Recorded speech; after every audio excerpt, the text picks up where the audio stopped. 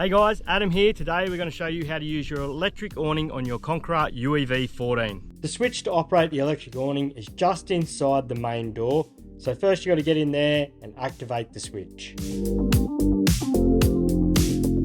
As soon as practically possible, start folding the legs out, not allowing the awning to go past a metre without being supported by its legs.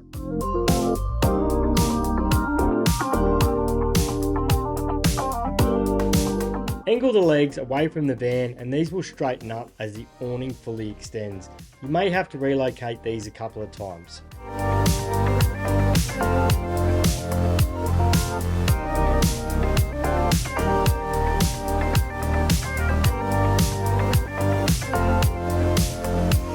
To pack the awning away, it's exactly the reverse of what we just done.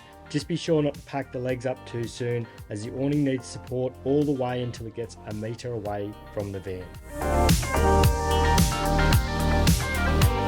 In the event of a power failure, there is a tool in the front toolbox that you can manually override this awning and still use it with no 12-volt power at all.